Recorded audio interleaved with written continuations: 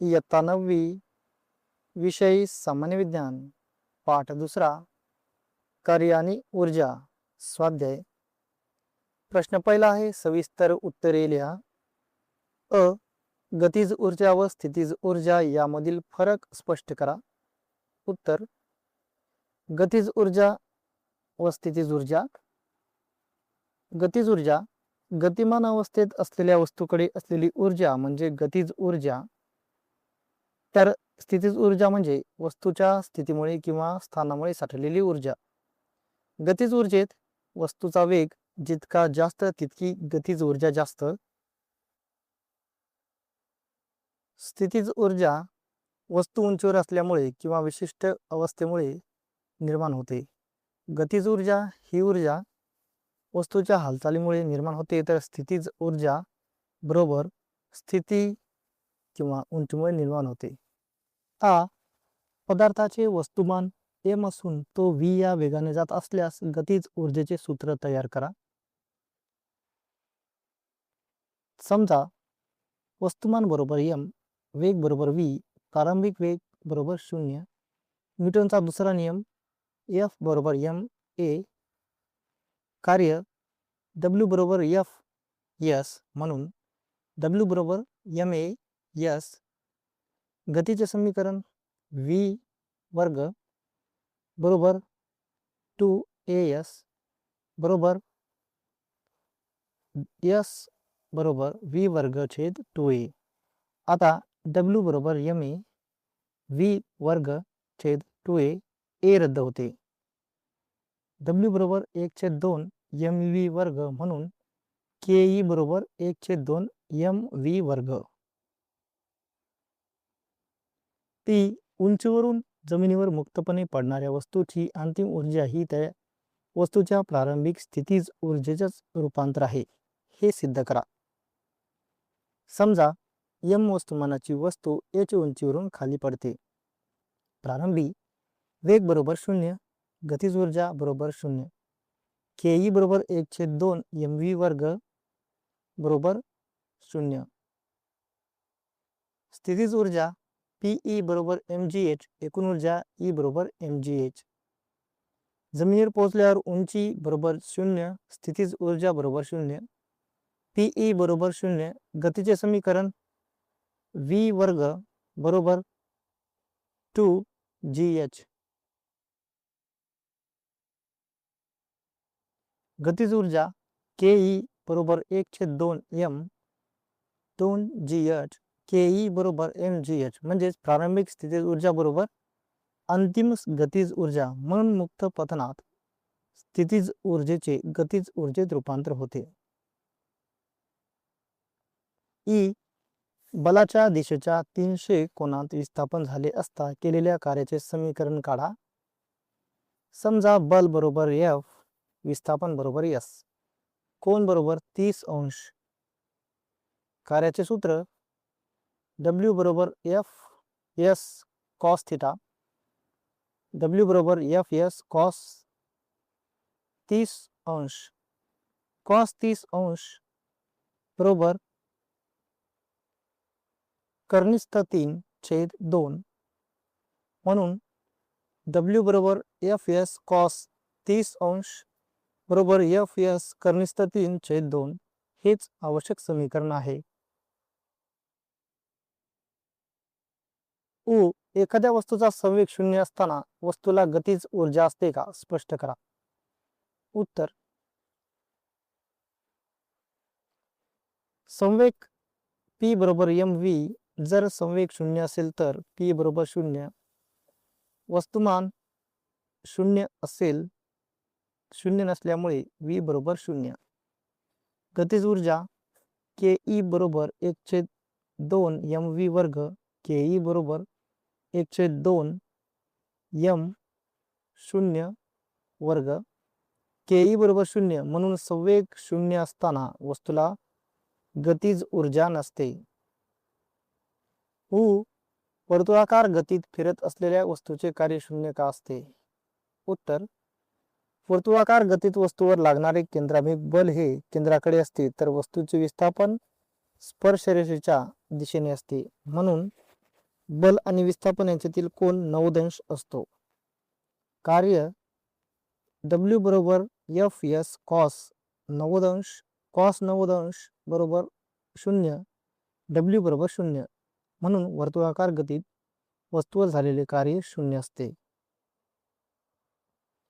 प्रश्न दुसरा, खालील पर्यायातून एक वा अनेक अचूक पर्याय निवडा. कार्य घडून येण्यासाठी ऊर्जा डॅश व्हावी लागते. स्थानांतरित, अभिसारित, रूपांतरित, नष्ट. उत्तर स्थानांतरित व रूपांतरित. जूल हे एकक डॅशचे आहे. बल, कार्य, शक्ती, ऊर्जा. उत्तर कार्य ऊर्जा. एखादी जड वस्तू क्षितिज समांतर दिशेने गुळगुळीत पृष्ठभागावरून ओढत असताना डॅश बलाची परिमाणे सारखी असतात.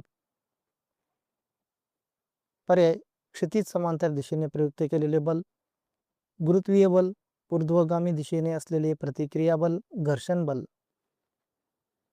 उत्तर 2 व 3 गुरुत्वीय बल आणि ऊर्ध्वगामी दिशेने असलेले प्रतिक्रिया बल. शक्ती म्हणजे डॅश होय. पर्याय 1 कार्य जलद होण्याचे प्रमाण, 2 कार्यासाठी लागणाऱ्या ऊर्जेचे प्रमाण, 3 कार्य मंद होण्याचे प्रमाण, 4 वेळेचे प्रमाण. उत्तर 1 व 3 कार्य जलद होण्याचे प्रमाण आणि कार्य मंद होण्याचे प्रमाण. एखादी वस्तू उचलत असताना किंवा ओढत असताना ऋण कार्य डॅश बलामुळे घडून येते. पर्याय प्रयुक्त केलेले बल, गुरुत्वीय बल, घर्षण बल, प्रतिक्रिया बल. उत्तर 2 व 3 गुरुत्वीय बल आणि घर्षण बल. प्रश्न तिसरा, विधानाखालील योग्य पर्याय निवडून पुढील विधाने स्पष्टीकरणासह लिहा. तुमच्या शरीराची स्थितीज ऊर्जा कमीत कमी असते जेव्हा तुम्ही डॅश असता. खुर्चीवर बसलेले, जमिनीवर बसलेले, जमिनीवर झोपलेले, जमिनीवर उभे. उत्तर जमिनीवर झोपलेले. कारण स्थितीज ऊर्जा ही वस्तूच्या उंचीवर अवलंबून असते. Pe बरोबर mgh. येथे h म्हणजे उंची. जमिनीवर झोपलेल्यावर शरीराची उंची सर्वात कमी असते, त्यामुळे स्थितीज ऊर्जा कमीत कमी असते. एखादी वस्तू जमिनीवर मुक्तपणे पडत असल्यास तिची एकूण ऊर्जा डॅश कमी होते, स्थिर असते, वाढते, सुरुवातीस वाढते व नंतर कमी होते. तर याचं उत्तर आहे स्थिर असते. स्पष्टीकरण, मुक्तपणात स्थितीज ऊर्जा कमी होत जाते व ती गतीज ऊर्जेत रूपांतरित होते, परंतु एकूण ऊर्जा कायम समान राहते. एकूण ऊर्जा बरोबर ke अधिक pe, म्हणून वस्तूची एकूण ऊर्जा स्थिर राहते. सपाट रस्त्यावर गतिमान असलेल्या मोटार गाडीचा वेग 4 पट वाढवल्यास गतीज ऊर्जा डॅश. पर्याय 1 मूळ ऊर्जेच्या दुप्पट होईल, 2 बदलणार नाही, 3 मूळ ऊर्जेच्या 4 पट होईल, 4 मूळ ऊर्जेच्या 16 पट होईल. उत्तर मूळ ऊर्जेच्या 16 पट होईल. स्पष्टीकरण, गतीज ऊर्जा वेगाच्या वर्गावर अवलंबून असते. ke बरोबर 1/2 mv वर्ग. जर वेग 4v झाला तर ke बरोबर 1/2 m कंसात 4v कंसबंद वर्ग बरोबर 1/2 m कंसात 16 v वर्ग.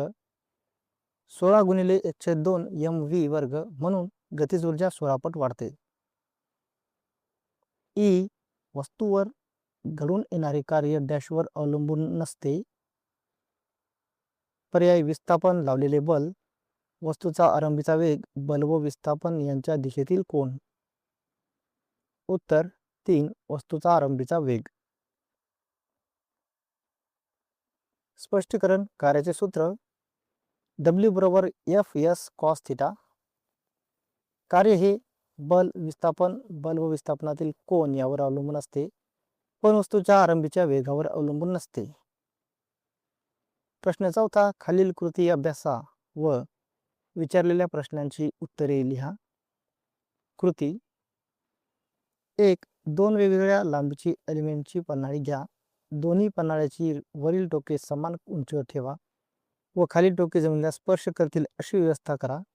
आता दोन समान आकारांचे आणि वजनाचे चेंडू एकाच वेळी दोन्ही पन्हाळ्यांच्या वरच्या टोकापासून सोडा. ते घरंगळत जाऊन सारखीच अंतरे पार करतील.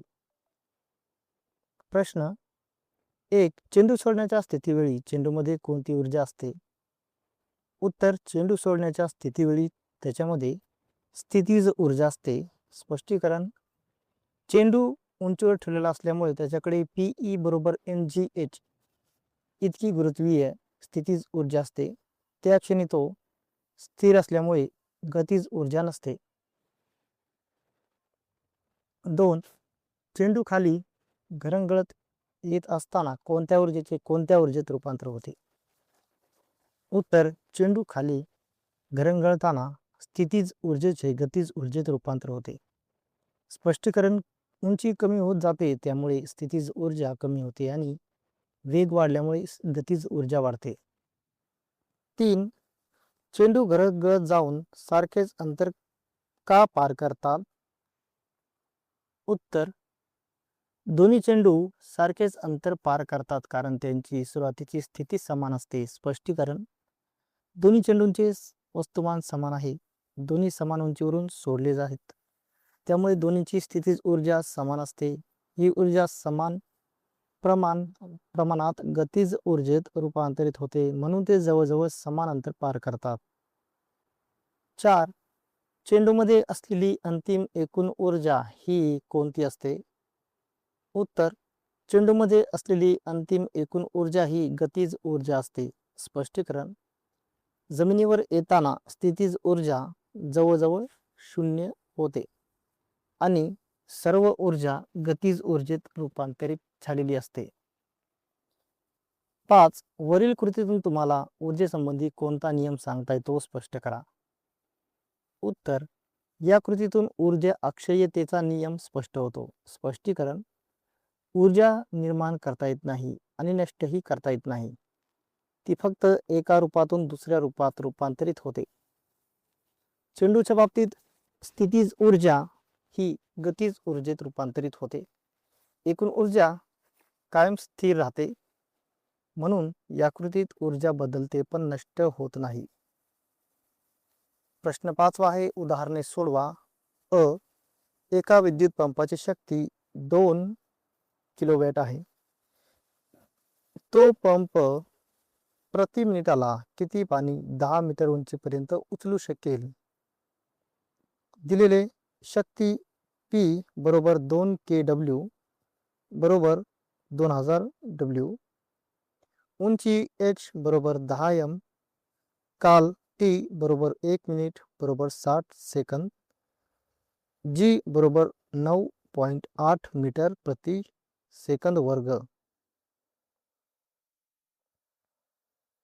शक्तीचे सूत्र P बरोबर W/T, कार्य W बरोबर mgh, म्हणून P बरोबर mgh/T 2000 बरोबर m गुणिले 9.8 गुणिले 10/60, 2000 गुणिले 60 बरोबर 98 m. उत्तर येईल 1,20,000 बरोबर 98 मीटर. मीटर बरोबर 1,20,000/98.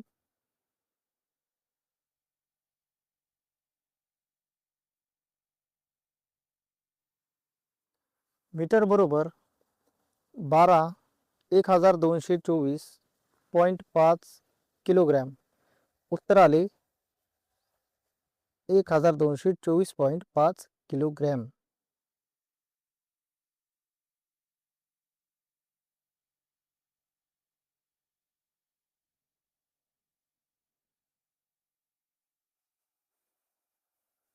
आ. जर 1200 वॅटची इस्त्री प्रति दिवसाला 30 मिनिटाकरिता वापरली जात असेल तर एप्रिल महिन्यामध्ये इस्त्रीने एकूण वापरलेली वीज काढा.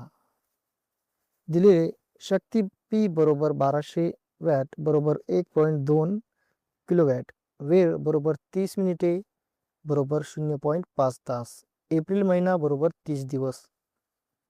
ऊर्जेचे सूत्र ऊर्जा बरोबर शक्ती गुणिले काल. एका दिवसातील ऊर्जा ई बरोबर 1.2 गुणिले 0.5.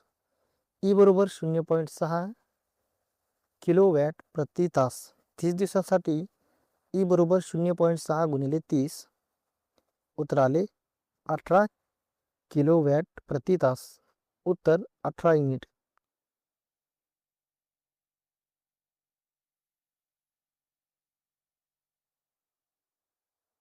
ई 10 मीटर उंचीवरून जमिनीवर पडलेल्या चेंडूची ऊर्जा जमिनीवर आदळताच 40% कमी होते, तर तो किती उंचीपर्यंत उसळी घेईल? प्रारंभिक उंची बरोबर 10 मीटर, ऊर्जा 40% कमी झाली म्हणजे 60% ऊर्जा शिल्लक राहिली, म्हणून नवीन उंची h बरोबर 60/100 गुणिले 10. h बरोबर 6 मीटर. उत्तर आले 6 मीटर. ई एका मोटारीचा वेग 54 किलोमीटर प्रति तास पासून 72 किलोमीटर प्रति तास झाला. जर मोटारीचे वस्तुमान 1500 किलोग्रॅम असेल तर वेग वाढवण्यासाठी किती कार्य करावे लागेल ते सांगा. दिलेले वस्तुमान बरोबर 1500 किलोग्रॅम, V1 बरोबर 54 किलोमीटर प्रति तास बरोबर 15 मीटर प्रति सेकंद, V2 बरोबर 72 किलोमीटर प्रति तास बरोबर 20 मीटर प्रति सेकंद. कार्य बरोबर गतीज ऊर्जेतील बदल. W बरोबर 1/2 m कंसामध्ये V वर्ग 2 वजा V2 1. W बरोबर 1/2 गुणिले 1500 गुणिले कंसामध्ये 20 वर्ग वजा 15चा वर्ग कंस बंद बरोबर 750 750 गुणिले कंसामध्ये 400 वजा 225 कंस बंद बरोबर 750 गुणिले 175. तर W बरोबर 1,31,250 जूल. रवीने एका पुस्तकाला 10 न्यूटन इतके बल लावले असता त्या पुस्तकाचे बलाच्या दिशेने 30 सेंटीमीटर इतके विस्थापन झाले, तर रवीने केलेले कार्य काढा. दिलेले बल F बरोबर 10N, विस्थापन S बरोबर 30 cm सेंटीमीटर बरोबर 0.3 मीटर. कार्याचे सूत्र W बरोबर Fs. W बरोबर 10 गुणिले 0.3, W बरोबर 3 जूल. उत्तर आले 3 जूल.